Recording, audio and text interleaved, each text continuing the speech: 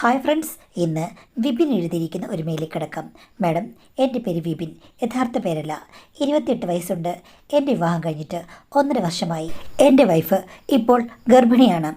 അപ്പോഴാണ് എനിക്ക് ചില ടെസ്റ്റുകൾ എൻ്റെ ജീവിതത്തിൽ വന്നു തുടങ്ങിയത്. അതിൻ്റെ കാരണം ഞാൻ പറയാം മാഡം. വീട്ടിലെ ഇളയ മകളാണ് എൻ്റെ ഭാര്യ.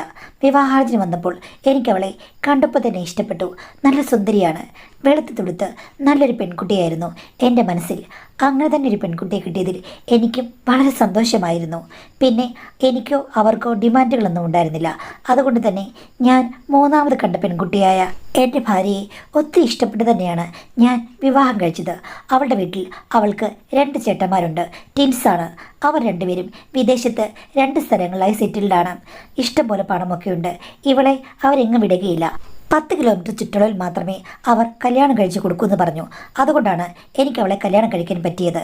എൻ്റെ വീട്ടിൽ നിന്നും ഏകദേശം ഒരു 8 കിലോമീറ്റർ മാത്രമേ ഉള്ളൂ അവളുടെ വീട്ടിലേക്ക്. അതുകൊണ്ട് തന്നെ അവർക്ക് സന്തോഷമായിരുന്നു. പെട്ടെന്ന് തന്നെ കല്യാണം കഴിഞ്ഞു. അമ്മായിച്ചനും അമ്മായിയമ്മയാണ് ഇപ്പോൾ വീട്ടിലുള്ളത്. അമ്മായിച്ചൻ ഒരു സർക്കാർ ഉദ്യോഗസ്ഥനായിരുന്നു, ഇപ്പോൾ റിട്ടയർ ആയതേ ഉള്ളൂ. അമ്മായിയമ്മയാണ് അവിടുത്തെ കാര്യങ്ങളൊക്കെ ഇപ്പോൾ നോക്കി നടത്തുന്നത്. കല്യാണം ഉറപ്പിച്ചപ്പോൾ അമ്മായിമ്മ എന്നോട് പറഞ്ഞു, ഞാൻ ഒത്തിരി പയ്യന്മാരെ എൻ്റെ മോൾക്ക് വേണ്ടി നോക്കിയതാണ്. അവൾക്കാണെങ്കിൽ പ്രത്യേകിച്ച് ചോയ്സ് ഒന്നുമില്ല. പിന്നെ ഞാനാണല്ലോ സെലക്ട് ചെയ്യേണ്ടത്. അവളെ ഞങ്ങൾ വളർത്തി വഷളാക്കിയെന്ന് നിനക്ക് തോന്നാം. ഇത്തിരി ദുസ്വഭാവങ്ങളൊക്കെ ഉണ്ട്, അത് നീ സഹിക്കണമെന്ന് പറഞ്ഞു. ഞാൻ പറഞ്ഞു ഓക്കെ, അമ്മ എന്താ എന്നെ സെലക്ട് ചെയ്തേ എന്ന് ചോദിച്ചു കഴിഞ്ഞപ്പോഴേക്കും അമ്മ പറഞ്ഞു, അത് പിന്നെ എനിക്കിപ്പോഴത്തെ കാലത്ത് 6 പാക്കുള്ളവരെ ഇഷ്ടമല്ല, അതേപോലെ വയർ ചാടിയവരെ ഇഷ്ടമല്ല. നാച്ചുറലായിട്ട് നല്ല ബോഡിയുള്ള ആണുങ്ങൾ വേണം, അതാണ് ആരോഗ്യത്തിൻ്റെ ലക്ഷണം. അങ്ങനെ ഒരാളെയാണ് ഞാനും തേടിയത്. നിന്നെ കണ്ടു കഴിഞ്ഞപ്പോഴേക്കും അത് കറക്റ്റാണെന്ന് എനിക്ക് തോന്നി. ഇത് കേട്ടപ്പോൾ എനിക്കൊരു ചമ്മൽ തോന്നി. ഞാനങ്ങനെ ജിമ്മിലൊന്നും പോകാറില്ല, പിന്നെ എക്സസൈസൊക്കെ ചെയ്യാറുമുണ്ട്. ഞാനത് പറഞ്ഞപ്പോൾ അമ്മായിയും പറഞ്ഞു, അതാണ് കറക്റ്റ് വേ. അല്ലാതെ ജിമ്മിലൊക്കെ പോയി കഴിഞ്ഞാൽ വലിയ ആരോഗ്യം വരുമെന്ന് എനിക്കും അറിയില്ല. ഒരു നാടൻ പ്ലസ് മോഡേൺ ചെക്കൻ അങ്ങനെ വേണം. രണ്ടും കൂടെ കലർന്നൊരാളെയാണ് എനിക്കിഷ്ടം. എൻ്റെ ഭർത്താവ് പണ്ട് അങ്ങനെയായിരുന്നു. ഇപ്പം പുള്ളിക്കാരൻ ഇത്തിരി പ്രായമായെങ്കിലും എന്നെ കല്യാണം കഴിക്കുന്ന കാലത്ത് നല്ല സുന്ദരനായിരുന്നു കേട്ടോ. 10 വയസ്സിന് മൂപ്പുണ്ടെങ്കിലും ഞാനങ്ങ് അഡ്ജസ്റ്റ് ചെയ്തത് അതുകൊണ്ടാണെന്ന് പറഞ്ഞു. അമ്മായിയമ്മയെല്ലാം വെട്ടിത്തുറന്ന് പറയുന്ന ഒരു സ്വഭാവക്കാരിയാണ്. ആര് നിൽപ്പുണ്ട് എങ്ങനെയാണ് എന്നൊന്നും നോക്കില്ല. അതുകൊണ്ടാണ് ഞാൻ അവരെ തൻ്റെ അടിയെന്ന് വിശേഷിപ്പിച്ചത്. എൻ്റെ ഭാര്യയാണെങ്കിൽ അങ്ങനെയല്ല, കുറച്ച് സംസാരിക്കുക എന്നുള്ളതല്ലാതെ ഇങ്ങനെയൊന്നും സംസാരിക്കില്ല. അമ്മയുടെയും മകളുടെയും സ്വഭാവം നല്ലപോലെ വേറിട്ടതാണ്. പക്ഷേ അമ്മയുമായിട്ട് മകൾ ഭയങ്കര അറ്റാച്ച്ഡാണ്. എന്തുണ്ടെങ്കിലും പോയി പറയും. നല്ല ഇഷ്ടം ഞാനും ഭാര്യയും തമ്മിൽ അങ്ങോട്ടും ഇങ്ങോട്ടും ഉണ്ടായിരുന്നെങ്കിലും ആദ്യത്തെ 2-3 ആഴ്ച ഞങ്ങൾക്കിടയിൽ ഒത്തിരി പൊരുത്തക്കേടുകളുണ്ടായി. എവിടെ തുടങ്ങണം, എങ്ങനെ തുടങ്ങണം എന്നൊന്നും അറിയില്ല. ചെറിയ ചെറിയ സഹകരണങ്ങൾ മാത്രമേ അവളുടെ ഭാഗത്തു നിന്ന് ഉണ്ടായുള്ളൂ. ഒരു ദിവസം ഞാനിത്തിരി നിർബന്ധിച്ചു. അന്ന് പക്ഷേ കാര്യമായ പുരോഗതി ഒന്നുമില്ലെങ്കിലും ചില പുരോഗതികൾ ഉണ്ടെന്ന് പറയാം. പക്ഷേ പിറ്റേ ദിവസം വൈകുന്നേരമായി കഴിഞ്ഞപ്പോഴേക്കും അമ്മായിമ്മ എന്നെ വിളിച്ചു. എനിക്ക് നിന്നോട് ഒരു കാര്യം പറയാനുണ്ടെന്ന്. ഞാൻ പറഞ്ഞു, അമ്മ പറഞ്ഞോളൂ. അത് ഫോണിൽ കൂടെ പറയാൻ പറ്റില്ല, ഞാൻ അങ്ങോട്ട് വരുന്നുണ്ട്, നമുക്ക് രണ്ടുപേർക്കും കൂടെ അമ്പലത്തിലോ മറ്റു പോയിട്ട് സംസാരിക്കാമെന്ന് പറഞ്ഞു. അങ്ങനെ ആയി കഴിഞ്ഞപ്പോഴേക്കും അമ്മ വന്നു. കാറ് ഓടിച്ച് തനിയാണ് അമ്മ വന്നത്. എന്നിട്ട് എന്നോട് പറഞ്ഞു, ബാ നമുക്ക് രണ്ടുപേർക്കും കൂടെ അമ്പലത്തിൽ പോകാമെന്ന്. ഭാര്യ ഇപ്പോൾ ഒരുങ്ങി നിൽക്കുകയായിരുന്നു. അമ്പലത്തിൽ പോകാൻ അമ്മ വരുന്നുണ്ടെന്ന് ഞാൻ പറഞ്ഞു. അപ്പോഴേക്കും അമ്മ പറഞ്ഞു, നീ വരണ്ട, ഇപ്പം നീ അമ്പലത്തിൽ വന്നാൽ ശരിയാകില്ല, ഞങ്ങൾ രണ്ടുപേരും കൂടെ പോയിട്ട് വരാമെന്ന് പറഞ്ഞു. അവൾക്കത് ഒന്നും മനസ്സിലായില്ല. പക്ഷേ അമ്മ പറഞ്ഞത് കേട്ട് അവൾ അകത്തേക്ക് കയറിപ്പോയി. കാറിലിരിക്കുമ്പോൾ ഞാൻ അമ്മയോട് ചോദിച്ചു, എന്താ അമ്മ എന്നോട് പറയാമെന്ന് പറഞ്ഞത്? എടാ, വലിയ കാര്യമായ കാര്യം തന്നെ ഞാൻ പറഞ്ഞത്. നിനക്ക് ഇത്തിരി എടുത്തുചാട്ടവും ആവേശവും കൂടുതലാണ് എന്ന് തോന്നുന്നു. എന്താണെന്ന് ചോദിച്ചു കഴിഞ്ഞപ്പോഴേക്കും മോൾ എന്നെ വിളിച്ചിരുന്നു. നീ ഇന്നലെ രാത്രി എന്തോ ചില പ്രശ്നങ്ങളൊക്കെ സൃഷ്ടിച്ചെന്നോ വലിയ ആവേശം കാണിച്ചെന്നോ അവൾക്കത് പ്രശ്നമായെന്നോ പറഞ്ഞു. അത് കേട്ട് ഞാൻ ഞെട്ടിപ്പോയി. അതൊക്കെ അവൾ അമ്മയോട് പറഞ്ഞു. എൻ്റെ മോളല്ലേ, അവൾ എന്നോട് അങ്ങനെയുള്ള കാര്യങ്ങളൊക്കെ പറയും. ഞാൻ പണ്ടേ അവളോട് പറഞ്ഞിട്ടുണ്ട്, ഇങ്ങനെ ചാടിത്തുള്ളി നടക്കുന്നവരല്ല. കല്യാണം കഴിക്കുമ്പോൾ ആദ്യകാലത്ത് ഇത്തിരി ബുദ്ധിമുട്ടാണെന്ന് വിവാഹാലോചനകളൊക്കെ വന്നു തുടങ്ങിയ സമയത്ത് തന്നെ ഞാൻ പറഞ്ഞു കൊടുത്താണ്. എന്നിട്ടും അവൾക്ക് സ്റ്റാർട്ടിംഗ് ട്രബിൾ കൂടുതലുണ്ട്. കാര്യം എന്താ? മറ്റ് പെൺകുട്ടികളെ പോലെ അങ്ങോട്ടും ഇങ്ങോട്ടും നോക്കി നടക്കില്ല. ചുമ്മാ അച്ഛൻ്റെ അമ്മയുടെ ചെല്ലക്കുട്ടിയായി വളർന്നു. അത് പ്രശ്നമാകുമെന്ന് ഭർത്താവ് പറഞ്ഞതാണ്. അന്ന് ഞാൻ പറഞ്ഞു, അതൊന്നും സാരമില്ലെന്ന്. ഇപ്പം എനിക്ക് തോന്നുന്നു പ്രശ്നമാണെന്ന്. എന്തായാലും നീ ഒരു കാര്യം ചെയ്യുക, ഇങ്ങനെ ആദ്യം ഡയറക്റ്റായിട്ടല്ല ഒന്നും ചെയ്യേണ്ടത്, അതിന് പറ്റിയൊരു വിദ്യയുണ്ട്, ഞാൻ പറഞ്ഞു തരാം എന്ന് പറഞ്ഞു. എനിക്ക് ഇതൊക്കെ കേട്ടപ്പോൾ വല്ലാത്ത ഷോക്കായി. ഇത്രയും തുറന്ന് അമ്മായിമ്മ സംസാരിക്കുമെന്ന് ഞാൻ വിചാരിച്ചതല്ല. എന്താണമ്മേ ആ വഴികൾ, എന്താണ് അമ്മയുടെ നിർദ്ദേശമെന്ന് ചോദിക്കാൻ എനിക്ക് തോന്നിയില്ല. പിന്നീട് അമ്മായിമ്മ എന്നോട് പറഞ്ഞു, മോനെ, തണ്ണീർത്തടം വികസിപ്പിക്കേണ്ടത് ഇങ്ങനെയല്ല. തണ്ണീർത്തട പദ്ധതിയെക്കുറിച്ച് നിനക്ക് നല്ല രീതിയിലൊരു ബോധമുണ്ടായിരിക്കണം. ആവേശം ഒന്നിനൊരു പരിഹാരമല്ല. പതുക്കെ പതുക്കെ നീ കൈക്കോട്ടെടുത്ത് ഇറങ്ങി വട്ടത്തിൽ തടമെടുത്ത് ചാലുകീറി വേണം തണ്ണീർത്തടം വികസിപ്പിക്കാൻ, അല്ലാതെ ഡയറക്റ്റ് പോയി കുഴി കൊത്തരുത് എന്ന് പറഞ്ഞു. അതിനുവേണ്ട ചില ട്രിക്കുകളും എന്നോട് പറഞ്ഞു തന്നു. പെണ്ണുങ്ങളല്ലേ, അവരെ തന്ത്രപൂർവ്വം ഭർത്താക്കന്മാർ കയ്യിലൊതുക്കണം. അതിനുവേണ്ട ട്രിക്കുകളും ഒക്കെ കയ്യിൽ വേണം. ആള് വളർന്നു എന്ന് പറഞ്ഞിട്ട് കാര്യമില്ലല്ലോ. പിന്നെ വേറെ കാര്യമുണ്ട്, എൻ്റെ മോള്. അവൾക്കാണെങ്കിൽ ഈ കാര്യങ്ങളോടൊന്നും വലിയ താല്പര്യമായി തുടങ്ങിയിട്ടില്ല. നീ ഇപ്പോൾ ആദ്യം തന്നെ നിൻ്റെ ആ ഒരു ഇഷ്ടത്തിലേക്ക് അവളെ വലിച്ചിഴക്കണം. അതിനുവേണ്ടി തന്ത്രപൂർവ്വം പെരുമാറണം. ഇപ്പം ഈ വാശി പിടിക്കുന്നവളില്ലേ, അവൾ പിന്നീട് നിൻ്റെ അടുത്തേക്ക് വരണം. ചില ദിവസങ്ങൾ നിനക്ക് വയ്യാന്ന് പറഞ്ഞാലും അവൾ വന്നിട്ട്, അങ്ങനല്ല ചേട്ടാ, എനിക്ക് ഇന്നത്തെ ദിവസം ആറാടണം എന്ന് പറയുന്ന രീതിയിലേക്ക് നീ അവളെ ആക്കിയെടുക്കണം. അതിന് സ്നേഹം മാത്രം പോരാ, പിന്നെ ആവേശം മാത്രം പോരാ, തന്ത്രവും വേണം. അതിനുള്ള കാര്യങ്ങളാണ് ഞാൻ പറഞ്ഞു തരുന്നത്. ഒരു ദിവസം കൊണ്ട് നാട് വികസിക്കില്ല മോനെ. വികസന പദ്ധതികൾ ഘട്ടം ഘട്ടമായി നടപ്പിലാക്കണം എന്ന് പറഞ്ഞ് അവർ എനിക്ക് ചില ട്രിക്കുകളൊക്കെ പറഞ്ഞു തന്നു. കൈവിരലുകളുടെ അസാധ്യമായ ഉപയോഗത്തെ പറ്റിയിട്ടും എനിക്ക് അവർ ക്ലാസ് എടുത്തു. ഞാൻ ഓർത്തു, ഇവർ ഈ വിഷയത്തിൽ വല്ല കോളേജ് ലെക്ചറും ആകേണ്ടിയായിരുന്നു.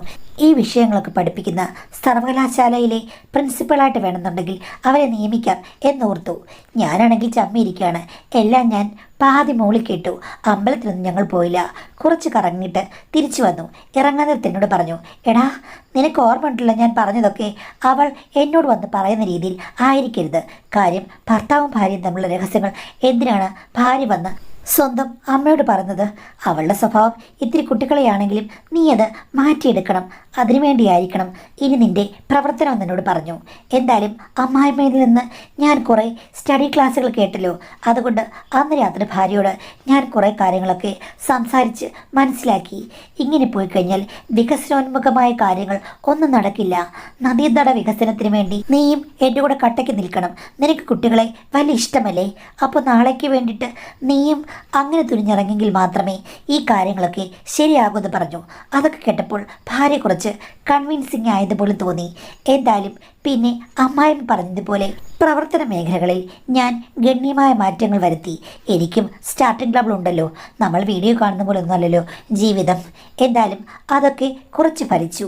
ഏകദേശം 2-3 ആഴ്ചയ്ക്കുള്ളിൽ ഞങ്ങൾ രണ്ടുപേരും നല്ല സെറ്റായി. മനുഷ്യൻ്റെ കരങ്ങളും നാവുകളും ഏറ്റവും കൂടുതൽ പ്രവർത്തനക്ഷമതയാക്കേണ്ട ഒരു സന്ദർഭമാണിതെന്ന് അമ്മായിമ്മ എന്നോട് പറഞ്ഞിരുന്നു. അത് മാക്സിമം പ്രവർത്തനക്ഷമമാക്കാൻ എനിക്ക് വളരെ താല്പര്യമായിരുന്നു. പക്ഷേ ഇതിനിടയ്ക്ക് ഒരു ദിവസം എൻ്റെ ഭാര്യ വിളിച്ച് അമ്മായിമ്മ ഉപദേശിച്ചു, മോളെ, അവൻ മാത്രം പ്രവർത്തന മേഖല വികസിപ്പിച്ചുകൊണ്ടിരുന്നു കഴിഞ്ഞാൽ ഒരിക്കലും ദാമ്പത്യമാകില്ല. നീയും അവൻ്റെ ഇഷ്ടത്തിന് നിൽക്കണം. ഇങ്ങോട്ട് കിട്ടുന്നത് അങ്ങോട്ട് കൊടുക്കണം മോളെ എന്നൊക്കെ പറഞ്ഞെന്ന് അവൾ തന്നെയാണ് എന്നോട് പറഞ്ഞത്. ഞാൻ പറഞ്ഞു, അതൊക്കെ സാവകാശം മതി. നിനക്ക് തോന്നുന്ന സമയത്ത് നീ എന്നോട് പറഞ്ഞാൽ മതിയെന്ന്. പക്ഷേ ഭാര്യ പറഞ്ഞു, അമ്മ പറഞ്ഞതല്ലേ, അതുകൊണ്ട് ഞാൻ അനുസരിക്കും എന്ന് പറഞ്ഞ് അവൾ എന്നോട് തോളോട് തോൾ ചേർന്ന് പ്രവർത്തിക്കാൻ ആരംഭിച്ചു. സത്യം പറഞ്ഞാൽ ഞങ്ങൾ രണ്ടുപേരുടെയും സ്നേഹത്തിൻ്റെയും ജീവിതത്തിൻ്റെയും സക്സസ് അമ്മായിമ്മയുടെ ഉപദേശമാണെന്ന് എനിക്ക് മനസ്സിലായി. എന്നെ അമ്മായിമ്മ നേർവഴിക്ക് നയിച്ചിട്ടുണ്ട്, അവളെ നയിച്ചിട്ടുണ്ട്. അതുകൊണ്ട് തന്നെ പിന്നീട് അവരത്തരം കാര്യങ്ങളൊന്നും ഇടപെട്ടില്ല. വളരെ ശാന്തയും സമാധാനപ്രിയമായി സ്നേഹമുള്ളൊരു അമ്മായിമ്മയായി അവർ വിളങ്ങി നിന്നു. ഞങ്ങൾ പോകുമ്പോൾ ഞങ്ങളുടെ സന്തോഷം ഇടയ്ക്കിടയ്ക്ക് ഞങ്ങളെ കാണാൻ വേണ്ടി ഇങ്ങോട്ട് വരും. എല്ലാം ഇത്തിരി നേരത്തെ ദൂരമല്ലേ ഉള്ളൂ, 10 മിനിറ്റ് പോലും എടുക്കില്ല. ഇടയ്ക്കിടയ്ക്ക് അമ്മായിമ്മ വന്ന് എൻ്റെ അമ്മയും കൂട്ടി ക്ഷേത്രങ്ങളൊക്കെ പോകാറുണ്ട്. അവർ രണ്ടുപേരും കൂടി നല്ല കൂട്ടാണ്. പക്ഷേ ഒരു ദിവസം എൻ്റെ അമ്മ എന്നോട് പറഞ്ഞു, എന്തായാലും നിൻ്റെ അമ്മായിമ്മയില്ലടാ, അവരെ കണ്ടു കഴിഞ്ഞാൽ അത്ര വലിയ പ്രായമൊന്നും തോന്നിക്കില്ല. അമ്പലത്തിലൊക്കെ പോകുമ്പോഴേക്കും അവിടെ ഒത്തിരി പരിചയക്കാരുണ്ട് അവർക്ക് കേട്ടോ. ഇനി വല്ല ചുറ്റിക്കളികൾ ഉണ്ടോയെന്ന് അറിയില്ല, നീ ഒന്ന് സൂക്ഷിക്കണമെന്ന് പറഞ്ഞു. ഞാനെന്തിനാ സൂക്ഷിക്കുന്നത്? അവർക്ക് ഭർത്താവില്ലേ, അവരുടെ ഭർത്താവ് സൂക്ഷിച്ചാൽ പോരെ. എന്നാലും നിൻ്റെ അമ്മായിമ്മയല്ലേ, അവിടെ സ്വഭാവം കണ്ടിട്ട് വല്ലവരുടെയും കൂടെ ഒളിച്ചോടി പോകും തോന്നുന്നു എന്ന് പറഞ്ഞു.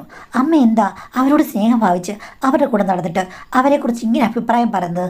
അല്ലടാ, ഈ പ്രായത്തിലും അവളുടെ ഇളക്കവും ഒക്കെ കാണുമ്പോഴേക്കും എനിക്ക് വല്ലാത്തൊരു സംശയം തോന്നുന്നു.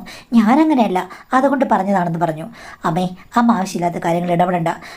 നീയായി നിൻ്റെ അമ്മായിയമ്മയായി നിൻ്റെ ഭാര്യയായി ഞാനൊന്നും പറയുന്നില്ല.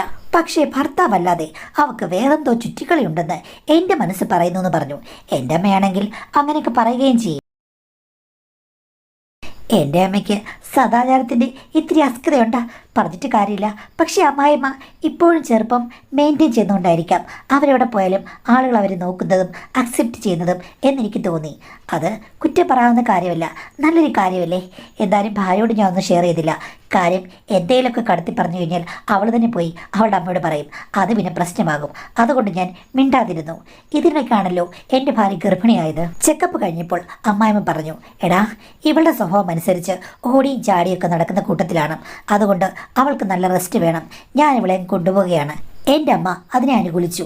പിന്നെ ഞാനൊന്നും നോക്കിയില്ല, അവളെ അങ്ങോട്ടേക്ക് പറഞ്ഞു വിട്ടു. അവർ പോയി കഴിഞ്ഞപ്പോഴേക്കും അമ്മ എന്നോട് പറഞ്ഞു, നിൻ്റെ ഭാര്യയുടെ ഓരോ ഇഷ്ടങ്ങൾക്കൊന്നും അനുസരിച്ച് നിൽക്കാൻ എനിക്ക് വയ്യ, അവൾക്ക് പണ്ടേ പിള്ളേരുടെ സ്വഭാവമാണ്, ഇനിയിപ്പം കൂടുതൽ പ്രശ്നങ്ങളായിരിക്കും എന്ന് പറഞ്ഞു. അമ്മയും മരുമകളും തമ്മിൽ അത്ര പൊരുത്തമല്ലെന്ന് അന്ന് എനിക്ക് മനസ്സിലായി. എന്തായാലും ഭാര്യയെ കാണാൻ ചെന്ന് അവളുടെ വീട്ടിൽ താമസിക്കുമ്പോൾ അമ്മായിമ്മയുടെ വക നല്ലൊരു ഉപദേശവും സ്റ്റഡി ക്ലാസ്സും ഉണ്ടാകുമെന്ന് എനിക്ക് അറിയാമായിരുന്നു. ഞാൻ അവിടെ ചെന്നപ്പോഴേ എന്നോട് പറഞ്ഞു, എടാ നിൻ്റെ ആവേശമൊക്കെ ഇത്തിരി കുറച്ചേക്കണം. പിന്നെ ഇവിടെ ഒറ്റ കട്ടിലായിരുന്നു, ഇപ്പം അത് 2 കട്ടിലായിട്ട് ഞാൻ ചേർത്തിട്ടിട്ടുണ്ട്. ഉറങ്ങാൻ നേരത്ത് 2 പേരും 2 കട്ടിലും കുറച്ചങ്ങോട്ട് മാറ്റി സ്പേസ് ഇട്ടിട്ട് വേണം ഉറങ്ങാൻ. അതെന്താ അമ്മ എങ്ങനെ? എടാ പറയാൻ പറ്റത്തില്ല, അങ്ങോട്ടും ഇങ്ങോട്ടൊക്കെ ചരിഞ്ഞ് അവളുടെ ദേഹത്തെങ്ങാനും കാല് കൊണ്ടല്ലോ നിൻ്റെ പെരുങ്കാല് എന്ന് പറഞ്ഞ് എൻ്റെ കാലിൻ്റെ അവിടെ ഒരു നുള്ള്, അയ്യോ എന്ന് പറഞ്ഞ് ഞാൻ ഒന്ന് ചാടി. ഇത് ഓർമ്മ വേണം, ഇടയ്ക്ക് നിനക്ക് ആവേശം കയറുമ്പോൾ ഞാൻ നുള്ളിയ കാര്യം നിനക്ക് ഓർമ്മ വേണം. അപ്പം നീ ആവേശം കുറയ്ക്കണം. എൻ്റെ അമ്മേ, ഞാൻ ഒരു ആവേശത്തിനും പോകുന്നില്ല. അവൾ 10 മാസം റെസ്റ്റ് എടുക്കട്ടെ. എനിക്ക് എൻ്റെ ഭാര്യയുടെ മുറിയിൽ കഴിയാൻ പറ്റുമോ? അത് പിന്നെ വേണ്ടേ? ഭാര്യയും ഭർത്താവും എപ്പോഴും ഒന്നും ചിരിക്കുന്നതല്ലേ നല്ലത്. ഞാൻ പറഞ്ഞത് നീ ശ്രദ്ധിക്കണമെന്നേ ഉള്ളൂ. അതിനു പകരം നീ ഒന്നും വേണ്ട, അവൾ അങ്ങ് റെസ്റ്റ് എടുത്തോട്ടെ എന്ന് നീ പറഞ്ഞത് നിൻ്റെ വലിയ മനസ്സ്. പക്ഷേ അത്രയും കൂടെ വേണ്ട കേട്ടോ. മനുഷ്യനല്ലേ പിള്ളേ, അത്യാവശ്യം മനുഷ്യർക്ക് അങ്ങോട്ടും ഇങ്ങോട്ടും ലിമിറ്റ് വെച്ച് എന്തുമാകാമല്ലോ. പിന്നെ ഞാൻ നിങ്ങളുടെ വേറൊരു കാര്യം പറയാം. ചില അമ്മായിമ്മമാരുണ്ട്, അവർക്ക് ഈ സമയത്ത് ചാകരയാ. ഞാൻ ചോദിച്ചു, എന്ത് ചാകര? അതെ, സ്വന്തം മകളുടെ ഭർത്താവ് മകൾ ഗർഭിണിയായി കഴിയുമ്പോഴേക്കും പിന്നെ അവന് ഒരു 1.5 വർഷത്തോളം റെസ്റ്റ് അല്ലേ. അതുകൊണ്ട് ആ സമയത്ത് അമ്മായിമ്മമാര് മരുമകനെ വിടാതെ പിന്തുടരും. അതെന്തിനാ അമ്മേ വിടാതെ പിന്തുടരുന്നത്? എടാ, ആ സമയത്ത് ആണുങ്ങൾക്ക് ഒത്തിരി ഗ്യാപ്പ് കിട്ടും. ഇളകാനും വഴി മാറിപ്പോയി ഇളക്കാനും ഒക്കെ ആണുങ്ങൾക്ക് ഇഷ്ടമുള്ളൊരു സമയമാണ്. പല വ്യത്യസ്തമായ പരിസരങ്ങളിലേക്കും അവർ പോകും. മറ്റുള്ളവരോട് താല്പര്യം തോന്നി തുടങ്ങുന്നതും ആ സമയത്താണ്. അങ്ങനെ പല ദാമ്പത്യ ബന്ധങ്ങളും പിന്നീട് കൂടിച്ചേരുമ്പോഴില്ലേ ഭാര്യയ്ക്കും ഭർത്താവിനും പഴയ സ്നേഹമൊന്നും കാണില്ല. അതെന്താമേ അങ്ങനെ പറഞ്ഞത്? ചില ആണുങ്ങളുണ്ടല്ലോ ഈ ഗ്യാപ്പിൽ അങ്ങോട്ടും ഇങ്ങോട്ടൊക്കെ കയറി നടക്കും. 10ഉം 12ഉം ഒക്കെ കണ്ടു കഴിഞ്ഞാൽ പിന്നെ എങ്ങനെയാ സ്വന്തം ഭാര്യയോട് ഇഷ്ടം തോന്നുക? അങ്ങനെയൊക്കെ അമ്മ പറയാൻ എന്താ ഇപ്പം കാര്യം ഇവിടെ എന്ന് ചോദിച്ചപ്പോൾ എന്നോട് പറഞ്ഞു, നിന്നെ ഞാൻ കുറ്റം പറഞ്ഞില്ല, നിന്നെയല്ല ഞാൻ പറഞ്ഞത്. സത്യം പറഞ്ഞ മോനെ, ഇത് എൻ്റെ ജീവിതത്തിൽ സംഭവിച്ചതാണ്. എൻ്റെ ആദ്യത്തെ കുട്ടിയെ ഞാൻ ഗർഭം ധരിച്ചുകൊണ്ടിരുന്ന് കഴിഞ്ഞപ്പോഴേക്കും എൻ്റെ ഭർത്താവ് എൻ്റെ കൂടെ എപ്പോഴും ഉണ്ടായിരുന്നു. ഞാനതിൽ ഒത്തിരി അഭിമാനിച്ചടാ. 7 മാസം വരെ ഞാൻ എൻ്റെ ഭർത്താവിൻ്റെ വീട്ടിലായിരുന്നു. അത് കഴിഞ്ഞിട്ടാണ് സ്വന്തം വീട്ടിലേക്ക് വന്നത്. പക്ഷേ 6ആം മാസത്തിലൊരു ദിവസം എൻ്റെ പൊന്നു മോനെ, ഞാൻ ഉണർന്ന് നോക്കുമ്പോൾ ഭർത്താവിനെ കാണാനില്ല. ഞാൻ അവിടെ എല്ലാം തിരക്കി. അന്ന് വീട്ടിലൊരു ജോലിക്കാരിയുണ്ട്, അവളെ കാണാനൊന്നും വലിയ രസമൊന്നുമില്ലടാ. ഞാനാണെങ്കിൽ ആ കാര്യങ്ങളൊന്നും ഓർത്തതേയില്ല. ഹസ്ബൻഡിനെ കാണാതായി കഴിഞ്ഞപ്പോഴേക്കും ഞാൻ അന്വേഷിച്ചെന്ന് കഴിഞ്ഞപ്പോഴേക്കും അവളുടെ മുറിയിൽ നിന്ന് അങ്ങനെ ഞാൻ പിടികൂടുകയും ചെയ്തു. അപ്പോഴാണ് എനിക്കൊരു കാര്യം മനസ്സിലായത്. ചില അവസരങ്ങളിൽ സൗന്ദര്യത്തിനോ അല്ലെങ്കിൽ നമ്മൾ വിചാരിക്കുന്ന കാര്യങ്ങൾക്കോ ഒന്നും ഒരു മാർക്കറ്റുമില്ല. അവർക്ക് എന്താണോ ആവശ്യം ആ സമയത്ത് ഇങ്ങനെയുള്ള ക്രൈറ്റീരിയ ഒന്നും വർക്ക് ചെയ്യത്തില്ല മോനെ. അപ്പോഴാണ് ശരിക്കും പറഞ്ഞു കഴിഞ്ഞാൽ എൻ്റെ ഭർത്താവിനെ ഞാൻ ആദ്യമായിട്ട് പൂട്ടിയെന്ന് പറഞ്ഞാൽ എടാ, അതിനു മുമ്പ് ഭയങ്കര ഭർത്താവ് ജാമയായിരുന്നു. ഈ കള്ളക്കളി കണ്ടുപിടിച്ചപ്പോൾ ഞാൻ പറഞ്ഞു, ഞാൻ എൻ്റെ വീട്ടിൽ പോവുകയാണ്, എൻ്റെ കുഞ്ഞിനെ ഞാൻ പ്രസവിച്ച് വളർത്തിക്കൊള്ളാമെന്ന്. അപ്പോഴേക്കും എൻ്റെ കാല് പിടിച്ചു. അപ്പം ഞാൻ പറഞ്ഞു, അങ്ങനെയാണെങ്കിൽ ഇനി നിങ്ങൾ എന്നെ ഭരിക്കാൻ വരരുത്, ഞാൻ പറഞ്ഞത് കേട്ടോണമെന്ന്. അതിൻ്റെ ഗുണമാണ് ഇപ്പോഴും അനുഭവിക്കുന്നത്. എന്നാലും അങ്ങനെയൊക്കെ പറഞ്ഞെങ്കിലും അച്ഛൻ വേറെന്തെങ്കിലും സൈഡിൽ കൂടെ എവിടെയെങ്കിലും ചാടിപ്പോയി കാണും. അത് പിന്നെ പോകാതിരിക്കുമോ? ആണുങ്ങളല്ലേ? ആണുങ്ങൾ മാത്രമല്ലടാ, പെണ്ണുങ്ങളും കണക്കാണ്. എല്ലാ മനുഷ്യർക്കും ആഗ്രഹങ്ങളും ആവേശവും ഉണ്ട്. പക്ഷേ ഈ ഭാര്യ ഭർത്താവെന്ന് പറയുമ്പോഴേക്കും അങ്ങോട്ടും ഇങ്ങോട്ടും ഭയങ്കര അറ്റാച്ച്മെൻ്റ് ആണെന്നാണല്ലോ പറഞ്ഞത്. ആരെ നോക്കാൻ പാടില്ല എന്നൊക്കെ പറയും. പക്ഷേ യഥാർത്ഥത്തിൽ മനുഷ്യർക്ക് ഒന്നിൽ തന്നെ ഒതുങ്ങാൻ പറ്റില്ല.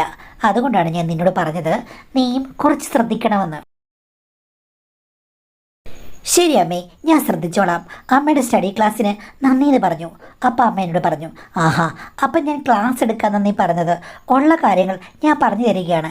അതിന് മെയിൻ കാര്യം നിനക്കെല്ലാം അറിയായിരിക്കും. എൻ്റെ മോള് ഇത്തിരി ഒരു പൊട്ടിയാണെന്ന് അറിയാമല്ലോ. അപ്പോൾ അവൾക്ക് പറഞ്ഞു കൊടുക്കുന്ന പോലെ നിന്നോട് പറഞ്ഞു കൊടുക്കുന്നു. എന്തെങ്കിലും കൺഫ്യൂഷനോ എന്തെങ്കിലും ആവശ്യമുണ്ടെങ്കിൽ എന്നോട് പറഞ്ഞാൽ മതി എന്ന് പറഞ്ഞു. ഞാൻ പറഞ്ഞു, ആവശ്യം വന്ന ഉടനെ തന്നെ അമ്മയോട് പറയണോ? ഞാൻ വെറുതെ കളിയായിട്ടാണ് ചോദിച്ചത്. അപ്പം അമ്മ, ആഹാ, ഞാനിപ്പോൾ ചോദിച്ചതിന് നീ വളച്ചൊടിച്ചല്ലടാ, നിനക്ക് 2 അടി കിട്ടേണ്ട കാര്യമുണ്ട് എന്ന് പറഞ്ഞിട്ട് തമാശയായിട്ട് എന്നെ അടിക്കാൻ വന്നു. ഞാൻ പറഞ്ഞമ്മേ, ഞാൻ അതിൽ ഉദ്ദേശിച്ചത്, അമ്മ ഉദ്ദേശിച്ചത് വേറെ, ഞാൻ ഉദ്ദേശിച്ചത് വേറെ. നീ മൊന വെച്ചാൽ സംസാരിച്ചത് എനിക്ക് മനസ്സിലായടാ. ആരെയും കുറ്റം പറഞ്ഞിട്ട് കാര്യമില്ല. എനിക്ക് നാക്കിനെല്ലില്ലെന്ന് എൻ്റെ ഫ്രണ്ട്സ് പറയാറുണ്ട്, എൻ്റെ ഭർത്താവ് പറയാറുണ്ട്. ഞാനിങ്ങനെ മുന്നേ പിന്നെ നോക്കാറില്ലടാ, ഉള്ള കാര്യങ്ങളൊക്കെ പറയും. അതുകൊണ്ട് ചില ആണുങ്ങളൊക്കെ ഇല്ലയോ, എനിക്ക് ദേ ഇപ്പോഴും മെസ്സേജ് അയക്കും. നോക്ക്, എൻ്റെ കൂടെ പഠിച്ച ചില ആൾക്കാരും പിന്നെ അവരുടെ മക്കളും വരെ എനിക്ക് മെസ്സേജ് അയച്ചിട്ടുണ്ട്. ആൻറ്റി ഹോട്ടാണ്, ഒന്ന് കാണാൻ പറ്റുമോന്നും. അതേ അമ്മേ, ഓവറായിട്ട് സംസാരിച്ചു കഴിഞ്ഞാൽ വളരെയധികം തെറ്റിദ്ധരിക്കപ്പെടും. അതിപ്പോൾ പറഞ്ഞിട്ട് കാര്യമില്ല. അമ്മ എങ്ങനെ സോഷ്യലാണെന്ന് എനിക്കറിയാമല്ലോ. അല്ലാതെ അമ്മയെക്കുറിച്ച് എനിക്കൊരു തെറ്റിദ്ധാരണയില്ലെന്ന് പറഞ്ഞു. നീ എന്നെ എങ്ങനെ വിശ്വസിക്കേണ്ട കാര്യമൊന്നുമില്ല. ഇത്രയൊക്കെ കുഴപ്പങ്ങൾ എൻ്റെ കയ്യിലുമുണ്ട്. അമ്മയ്ക്ക് വേറെ എന്തെങ്കിലും റിലേഷൻസ് ഉണ്ടോ? ഇല്ല എന്ന് പറയാൻ പറ്റില്ല, ഉണ്ടെന്നും പറയാൻ പറ്റില്ല. ഞാനിങ്ങനെ ചില ആൾക്കാരോടൊക്കെ സംസാരിക്കാറുണ്ട് മോനെ. നമ്മുടെ വീട്ടിലിരിക്കുന്ന ആൾക്ക് നമ്മളോട് പ്രത്യേകിച്ച് മൈൻഡൊന്നുമില്ല. ഇനി മൈൻഡ് ഉണ്ടെങ്കിലും വർക്കിംഗ് കണ്ടീഷൻ അല്ലല്ലോ കുട്ടാ. ഞാൻ പിന്നെ എന്താ ചെയ്യുക? ചിലർ എന്നോട് ഫോൺ വിളിച്ച് സംസാരിക്കുമ്പം ഞാനെങ്ങ് സംസാരിക്കടാ, അറിയാതെ ആവേശം കയറിപ്പോകുന്നതാണ്. അത് കൊള്ളാം, അമ്മ ഇപ്പം നെടുനീള ഉപദേശം എനിക്ക് തന്നിട്ട് അമ്മ വഴി തെറ്റിയാണല്ലോ നടക്കുന്നത്. എൻ്റെ കാര്യം വേറെ അല്ലേടാ. ഞാനും എൻ്റെ ഭർത്താവും കൂടെ കൊതി മതിയൊക്കെ തീർന്നൊരു പ്രായം. അങ്ങനെ ദേ മാനത്തോട് നോക്കിയിരിക്കുന്നു. ഞാൻ ഇതിലെ കൂടെ നടക്കുകയും ചെയ്യുന്നു. എന്ത് ഗുണം? ഒരു ഗുണവുമില്ല. ആ സമയത്ത് നമുക്ക് എന്തെങ്കിലും ആഗ്രഹങ്ങൾ തോന്നില്ലേ? നിൻ്റെ കാര്യം അങ്ങനെയല്ല. ഇപ്പം അങ്ങോട്ട് തുടങ്ങിയല്ലോ ജീവിതം. ആ സമയത്ത് ഡൈവേർഷനൊന്നും ആവശ്യമില്ല. ഇനി അങ്ങനെ എന്തെങ്കിലും തോന്നിക്കഴിഞ്ഞു കഴിഞ്ഞാൽ നിനക്കങ്ങനെ തോന്നില്ലെന്ന് തോന്നുന്നു. നീ ഒരു പാവമാണ്, നിനക്ക് ഭാര്യയോട് ഭയങ്കര ഇഷ്ടമാണ്. എനിക്ക് സഹായിക്കണം എന്ന് ആഗ്രഹമുണ്ടെങ്കിലും നീ ആ സഹായം സ്വീകരിക്കില്ലെന്ന് എനിക്കറിയാം. നീ ഒരു മാന്യനാ അല്ലടാ കുട്ട എന്ന് പറഞ്ഞിട്ട് പിന്നെ എന്നെ നുള്ളിട്ടങ്ങ് പോയി. ഉപദേശിച്ച് മിക്കവാറും ഞങ്ങൾ രണ്ടുപേരും കൂടെ എവിടേക്കെങ്കിലും വളയുമെന്ന് എനിക്ക് തോന്നുകയും ചെയ്തു. പിന്നീട് ഇൻഡയറക്റ്റായി അമ്മായമ്മ നിനക്ക് വല്ല ആഗ്രഹമുണ്ടോ ആവശ്യമുണ്ടോ എന്ന് ചോദിക്കാൻ തുടങ്ങി. ഞാൻ ഒന്നുമില്ലെന്ന് പറഞ്ഞു. പിന്നെയും കുറച്ചുനാൾ കഴിഞ്ഞപ്പോഴേക്കും എന്തെങ്കിലും ആഗ്രഹം ഉണ്ടെങ്കിൽ എന്നോട് പറയണം എന്ന് പറയുകയാണ്. അവിടെയും ഇവിടെയും ഒക്കെ തൊടാതെയാണ് സംസാരിക്കുന്നത്. അപ്പം ഞാൻ ചോദിച്ചു, അമ്മയ്ക്ക് എന്തെങ്കിലും ആഗ്രഹം ഉണ്ടെങ്കിൽ അമ്മ ഡയറക്റ്റ് പറ, എന്തിനാണ് ഇങ്ങനെ അങ്ങോട്ടും അല്ല ഇങ്ങോട്ടും അല്ല എന്നുള്ള രീതിയിൽ പറയുന്നത്? ഒന്ന് പോടാ, ഞാൻ തമാശയ്ക്ക് പറയുന്നതാ എന്ന് പറഞ്ഞ് എന്നെ ഒന്ന് നുള്ളിയത് അസ്ഥാനത്തായിരുന്നു. ഞാനത് പൊങ്ങിച്ചാടി. ആ സമയത്ത് ഞാൻ നോക്കുമ്പോൾ നക്ഷത്രം പോലെ അമ്മായപ്പൻ മുന്നിൽ. എനിക്കും അവർക്കൊരു ചമ്മലായി. ഞാൻ പെട്ടെന്ന് തിരിഞ്ഞ് എൻ്റെ റൂമിലേക്ക് അങ്ങ് പോയി. അവളാണെങ്കിൽ വലിയ പ്രശ്നമാണ്, ഛർദിലൊക്കെ ആയിട്ട് ആലസ്യത്തിൽ കിടക്കുകയാണ്. എനിക്കാണെങ്കിൽ ഭയങ്കര വെപ്രാളവും കുറ്റബോധവും ഒക്കെ തോന്നി. അമ്മായിച്ചൻ ഇത് കണ്ടല്ലോ എന്ന്. പക്ഷേ ഇത്തിരി കഴിഞ്ഞപ്പോഴേക്കും അമ്മായിമ്മ കറങ്ങി തിരിഞ്ഞ് റൂമിൽ വന്നു. എന്നെ കണ്ണ് കാണിച്ചു. ഞങ്ങൾ രണ്ടുപേരും കൂടെ സിറ്റ് ഔട്ടിലേക്ക് ചെന്നു. അമ്മായിച്ചൻ എന്ന് ചോദിച്ചു കഴിഞ്ഞപ്പോഴേക്കും പുള്ളി പുറത്ത് കടയിലും കണ്ടുപോയി.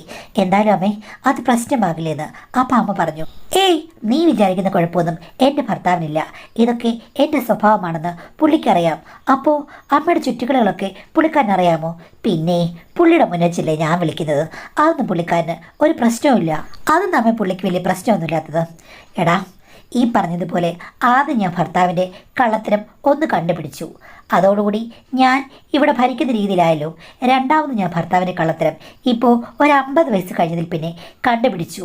അതെന്താ അമ്മയെ കള്ളത്തരം കണ്ടുപിടിച്ച്? വേറെന്തെങ്കിലും സ്ത്രീ അമ്മയ്ക്ക് എതിരാളിയായി വന്നോന്ന്. അങ്ങേരിപ്പം വേറെ എവിടെയെങ്കിലും പോയി കഴിഞ്ഞാൽ എന്ത് ചെയ്യാനാണ്? ഒന്നുമില്ല മോനെ, ഒന്നും നടക്കില്ല. പക്ഷേ വേറൊരു കാര്യമാണ് നടന്നത്. എന്താണെന്ന് ചോദിച്ചു കഴിഞ്ഞപ്പോഴേക്കും അമ്മായിമ്മ എന്നോട് പറഞ്ഞു, അതിപ്പം രണ്ടാമത്തെ വളർത്തി കാല് ചവിട്ടി എന്ന് വെച്ചാൽ എന്താ അമ്മ ഇങ്ങനെ കോഡ് ഭാഷ പറഞ്ഞൊന്നും എനിക്ക് മനസ്സിലാകുന്നില്ല. എടാ, ഇവിടെ ഒരു ചെറുക്കനുണ്ട്. അവനീ പറഞ്ഞതുപോലെ പെണ്ണുങ്ങളോടൊന്നും താല്പര്യമില്ല. അവൻ്റെ താല്പര്യം മറ്റു ചില താല്പര്യങ്ങളാണ്.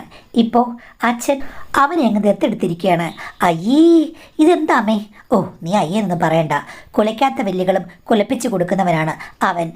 പറഞ്ഞിട്ട് കാര്യമില്ല. സ്ത്രീകൾ അതിനൊന്നും മെനക്കെടില്ലല്ലോ. അങ്ങനെയുള്ള സമയത്താ മോനെ ഇത്തരം കാര്യങ്ങളിലേക്ക് ആണുങ്ങൾ തിരിയുന്നതെന്ന് പിന്നീട് ഞാൻ പലപ്പോഴും പല വീഡിയോസും കണ്ട് മനസ്സിലാക്കി. അപ്പം അങ്ങനെ കുറ്റം പറയാൻ പറ്റില്ലല്ലോ. അമ്മ വല്ല ഡോക്ടറും ആകേണ്ട ആളായിരുന്നു. അല്ല, ഇതൊക്കെ ചിരിച്ചുകൊണ്ട് അമ്മ എങ്ങനെ നേരിടുന്നു? എടാ, ചിരിച്ചുകൊണ്ടൊന്നും നേരിടുകയൊന്നുമല്ല. അങ്ങേരുടെ ആദ്യത്തെ സ്വഭാവം കണ്ടു, അപ്പോൾ എനിക്ക് ഗുണമുണ്ടായി. അങ്ങേരെ ഞാൻ ഭരിക്കാൻ തുടങ്ങി. ഇപ്പോൾ രണ്ടാമത്തെ കാര്യം കണ്ടു കഴിഞ്ഞപ്പോഴേക്കും ഞാൻ പറഞ്ഞ എന്താണെന്നറിയാമോ? എനിക്കിനി എൻ്റെ ഇഷ്ടത്തിന് ജീവിക്കണം. അതിൽ അങ്ങേര് തലയിടാൻ പാടില്ല. അതല്ലാതെ ഞാനിവിടെ കിടന്ന് അലച്ച് വിളിച്ച് ലോകത്തില്ലാത്ത കാര്യമാണ് ഇത്, പ്രശ്നമാണെന്ന് പറഞ്ഞാൽ എൻ്റെ വീട്ടിൽ തന്നെയുള്ളവർക്ക് നാണക്കേട്, എനിക്ക് നാണക്കേട്, പേര് ചീത്തയാകുന്നുള്ളതല്ലാതെ എന്താ കാര്യം? അങ്ങേർക്കാണെങ്കിൽ ഈ പറഞ്ഞതുപോലെ എൻ്റെ അടുത്ത് വന്നു കഴിഞ്ഞാൽ പ്രത്യേകിച്ച് കാര്യങ്ങളുമില്ല. അവിടെ നടക്കുന്നത് വേറൊരു പ്രോസസ്സല്ലേ മോനെ. അതുകൊണ്ട് അവരെ വെറുതെ വിട്ടു. എന്നിട്ട് ഞാൻ എൻ്റെ സ്വാതന്ത്ര്യം ഇങ്ങ് തിരികെ വാങ്ങി. ആദ്യത്തെ കള്ളത്തരം കണ്ടുപിടിച്ചപ്പം ഞാൻ അങ്ങനെ പറഞ്ഞില്ല. ഇനി ഞാൻ പറഞ്ഞത് കേൾക്കണമെന്ന് മാത്രമേ പറഞ്ഞുള്ളൂ. ഇപ്പം ഞാൻ എന്താ പറഞ്ഞത്? ഇനിയെങ്കിലും എൻ്റെ ഇഷ്ടത്തിന് എനിക്ക് നടക്കണമെന്ന്. അപ്പം നമ്മൾ തമ്മിലുള്ള കാര്യങ്ങൾക്ക് ഒരു പ്രശ്നവുമില്ല. പിന്നെ ആകെ കൂടി ഒരു പ്രശ്നം എന്ന് പറഞ്ഞു കഴിഞ്ഞാൽ എൻ്റെ മോള്, അവൾക്ക് പിന്നെ പ്രശ്നങ്ങൾ ഉണ്ടാകാം. അറിഞ്ഞു കഴിഞ്ഞാൽ അറിയാതിരിക്കേണ്ടത് നമ്മുടെ മിടുക്ക്. പിന്നെ ഞാൻ ഒരു കാര്യം പറയാം, എനിക്ക് പുതിയൊരു ജീവിതം തുടങ്ങാൻ വേണ്ടിയിട്ടാണ്. ഇനിയെങ്കിലും എൻ്റെ പഴയ ഫ്രണ്ട്സിനെയൊക്കെ ഒന്ന് എനിക്ക് മീറ്റ് ചെയ്യണം, ഇഷ്ടമുള്ളവരെ ഒക്കെ ഒന്ന് കാണണം. പക്ഷേ എനിക്കിപ്പോൾ തോന്നുന്നത് നിനക്കാണ് ഇവിടെ ഇടക്കാല ആശ്വാസം ആവശ്യമുള്ളത്. അപ്പോൾ പിന്നെ ഞാൻ ഈ ഇടക്കാല ആശ്വാസമായി നിൻ്റെ കൂടെ കാണും. അത് കഴിഞ്ഞിട്ട് പിന്നെ നിൻ്റെ ജീവിതം നീ തന്നെ നോക്കിക്കോണം. അല്ലാതെ നമ്മൾ തമ്മിൽ ഓവർ അറ്റാച്ച്മെൻറ്റ് പാടില്ല.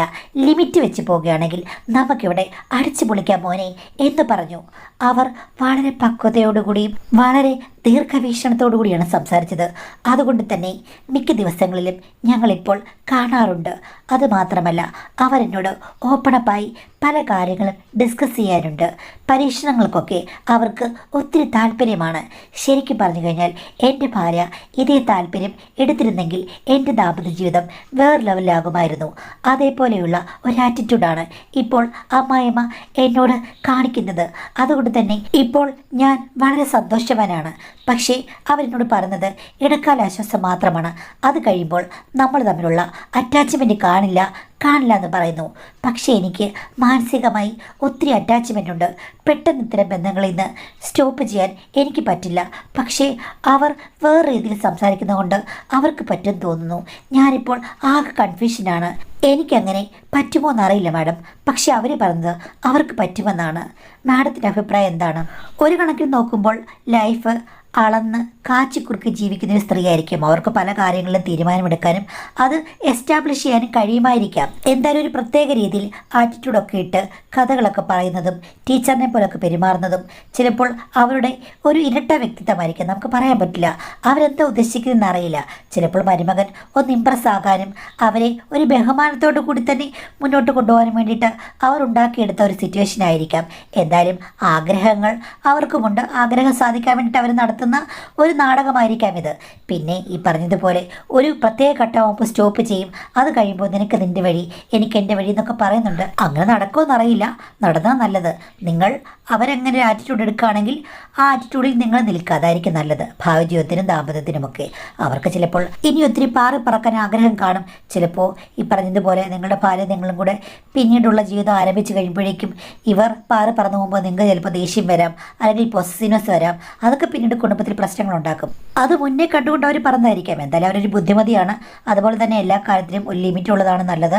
ഏത് സമയത്തും ഏതിടത്തും ഏത് ഭാഗത്തും എന്തിനും ഒരു ലിമിറ്റ് വേണം എന്നുള്ളതാണ് നല്ലൊരു കാര്യമാണ് കേട്ടോ.